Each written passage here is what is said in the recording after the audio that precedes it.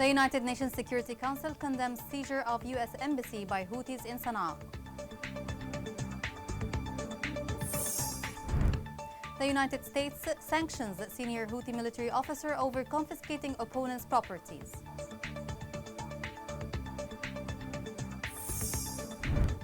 Houthi rebels' marine mines and suspicious activities threaten the safety of the Red Sea and the entire region.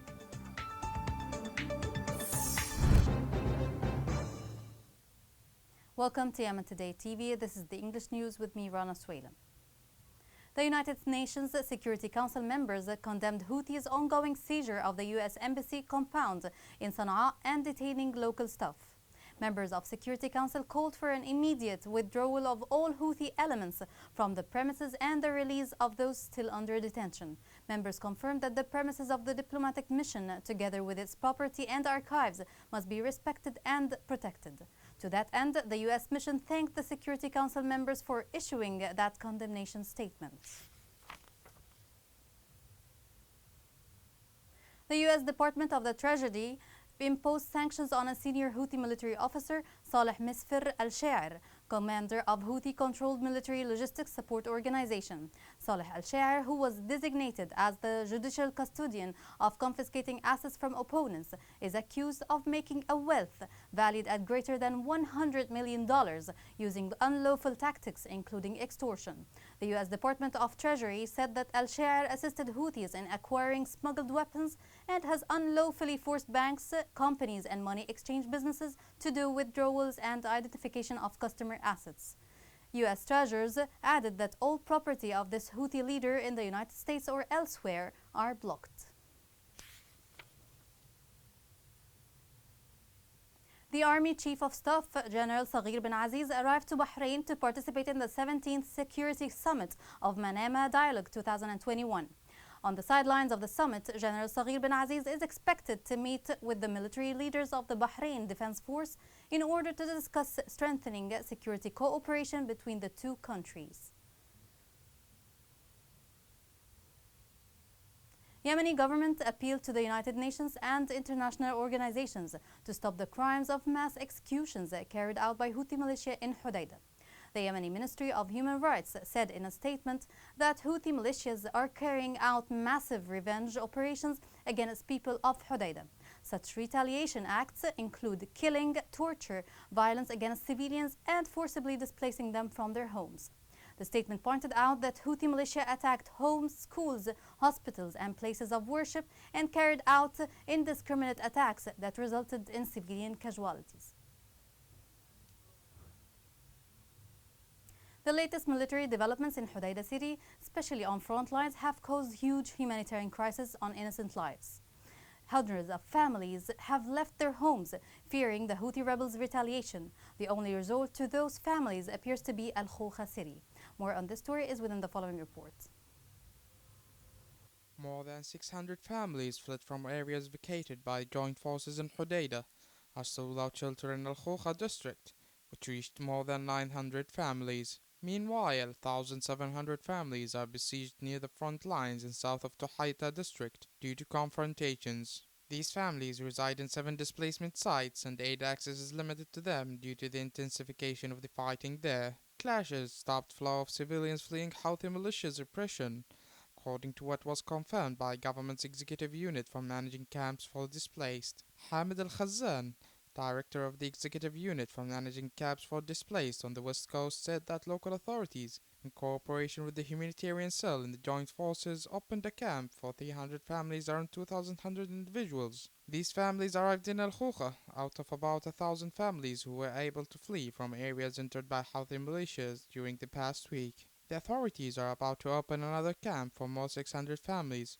who are still without shelter until now, after the joint forces provided the ground on which camps will be built. According to Al-Khazan, families settled in the first camp were provided with shelter and emergency aid bags. However, clashes in the Al-Ghawaiq area south of Tuhaita closed the way for civilians fleeing from areas the militias had entered, which made it difficult for many families to escape. Residents said that groups from those areas were forced to go across the road to Sana'a and from there to Aden, and then head to government-controlled areas on the western coast due to inability of staying in areas under the control of Houthi militias. According to these people, Their experiences are bitter with the militia authority, which seeks to pursue well-known opposition figures, but after that it expands in pursue and arrest to conclude anyone who suspects his disloyalty or refuses to cooperate with it. The refusal of levies, looting, and subjection to sectarian causes makes people vulnerable to arrest and abuse. Houthi militias can easily execute any citizen with no reasons, just as had happened with the 9 poor Tehami people who were shot dead after a mock trial condemned by the world.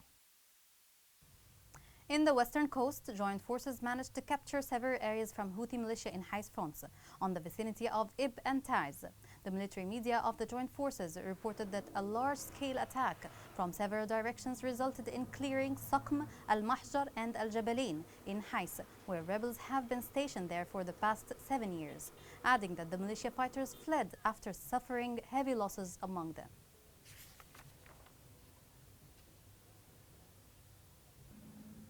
Houthi militia deployed 14 new sea mines within a week.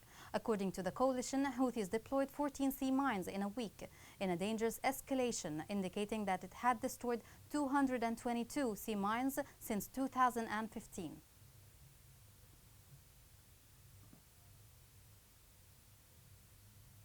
To the south of Ma'rib, government forces defeated Houthi militia at several locations in Juba. According to sources, government forces targeted several locations in Al-Juba front, adding that the artillery attacked Houthis' fixed and mobile sites in separate areas of Juba. This resulted in the death and injury of dozens of the rebels.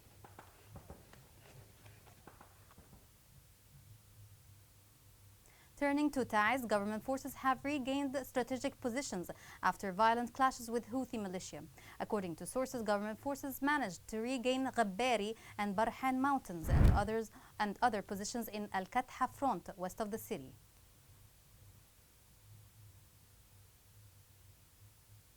Despite the great losses of Houthis in different war fronts, it's unusual for them to disclose the exact number of casualties. Yet recently, the rebels have admitted a number of victims killed in Ma'rib, just after some international reports revealed how big the rebels' losses are.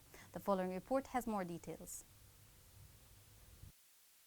In a rare admission of their casualties during the 7-year war, Houthi militia have announced that almost 15 fighters have been killed near the strategic city of Ma'rib since June.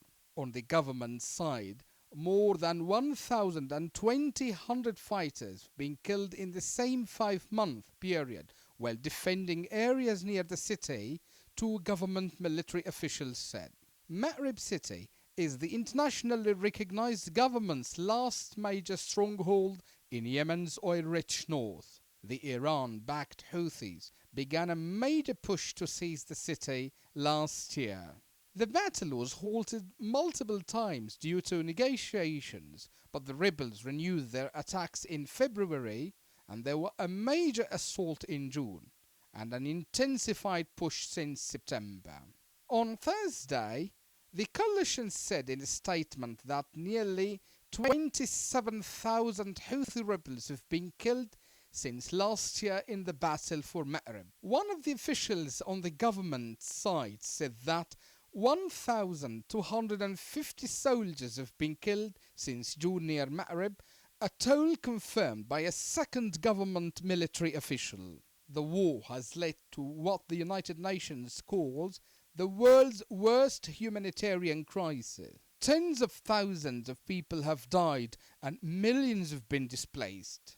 The loss of Ma'rib would be a major blow for the government and would strengthen the rebels' position in future peace negotiations, according to experts. This week, a convoy of Yemeni army reinforcements arrived on the southern front of Ma'rib to join loyalist fighters. Houthi rebels continue to mobilize young fighters from different cities and send them to war. For how long this terrorist organization will continue to assault Yemeni youth, nobody can really tell. Coming next. The 7-year war has put Yemenis' mental health at risk.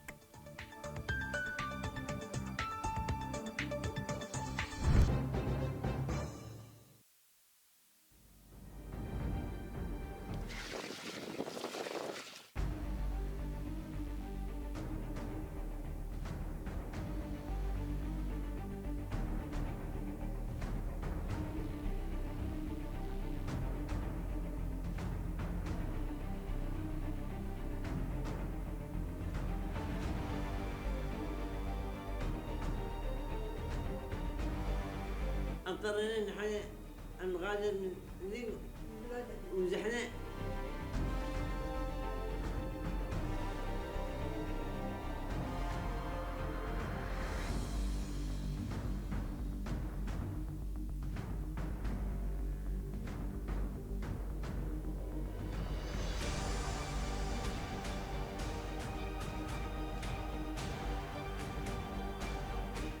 الله يستبدلكم يا محولتني، لا الله يستبدل.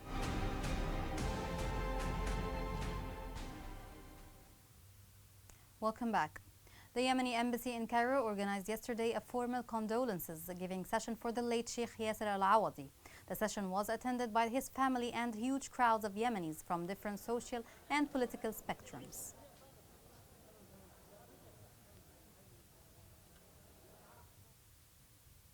Even though education has been hit by war, just like anything else in the country, initiatives by social society to rebuild what the war has ruined give a hope to a generation of innovative students. The following report has more details on this story.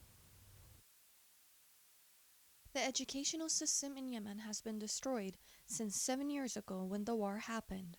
On the other hand, hope is there, and on an area estimated at 4,000 square meters, this school was built in the middle of Hazman area, affiliated to Al-Mawasit district, as it's the first model civil project that supports public education in the countryside of Taz and provides qualitative education for students who will be selected according to tests and scientific criteria supervised by specialists. What makes this school special is that it will only be for excellent students. This school will provide students with all materials they need regarding the education sector. The crisis in Yemen undermined development and service projects. For more than 10 years, the education sector was the most affected, and this project allowed to break the isolation caused by war and announce a new hope regarding education in Yemen. It consists of 3 floors comprising 19 classrooms, 2 laboratories, and other facilities that were established according to the latest technical specifications. The school consists of 3 floors and it has 16 classrooms, and it has a full management system with a control room and principal room. It also has bathrooms to both genders and teachers. The people in Yemen are talking about how happy they are with this project and that it touched their hearts since the start of it, which lasted for more than a year. All the projects in the country were stopped due to the war, but now with the school built, it gave us hope and we are very grateful for it. It was a dream and it became a reality, through which they overcame the problems of education through attendance and active participation. The opening of Al-Muqbil School in this way is an important invitation to evolve the private sector to support the educational process throughout the country. In Aden, a European delegation visited an exhibition by dairy producers and women groups. The exhibition showcased successes under the Supporting Resilient Livelihoods and Food Security Joint Project in Yemen. The exhibition is funded by the European Union, implemented by Food and Agricultural Organization in Yemen.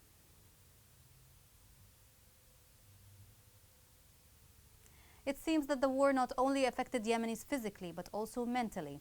International reports reveal a dramatic increase in cases of mental disorder, mostly children and women. The following report has more on this story.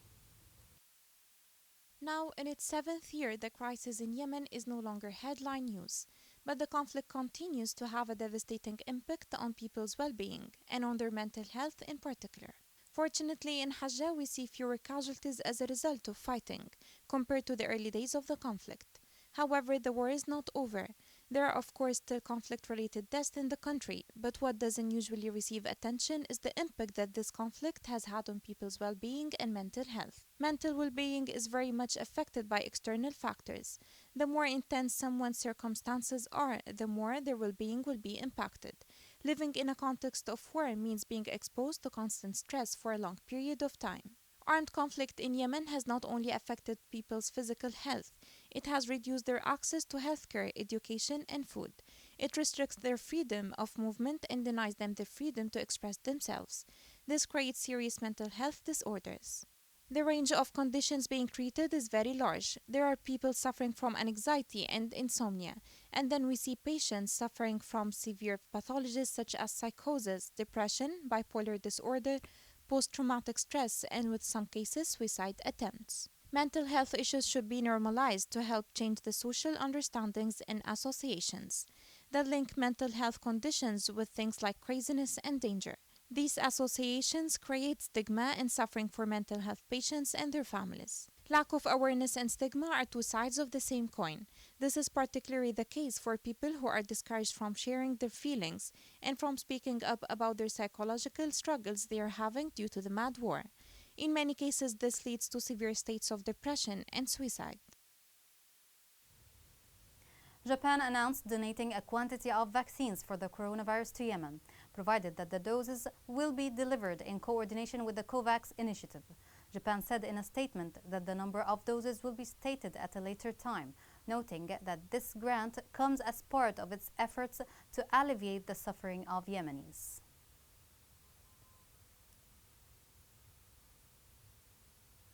The National Committee Against Coronavirus announced 4 new cases of the COVID-19 in 4 governors. Committee officials said on Twitter that 4 cases were recorded in Aden, Taiz, Hadramaut, and Al Mahra. Also, 1 death was recorded plus 16 recovered cases. With the current updates, the total confirmed cases are 9,954, including 1,935 deaths and 6,738 cases of recovery. Here's a reminder of the main headlines. The United Nations Security Council condemns seizure of U.S. embassy by Houthis in Sana'a. The United States sanctions senior Houthi military officer over confiscating opponents' properties.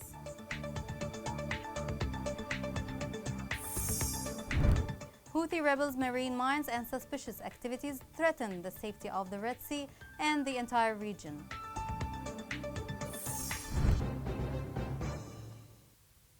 This is the end of the news. Thank you for watching. Have a great day.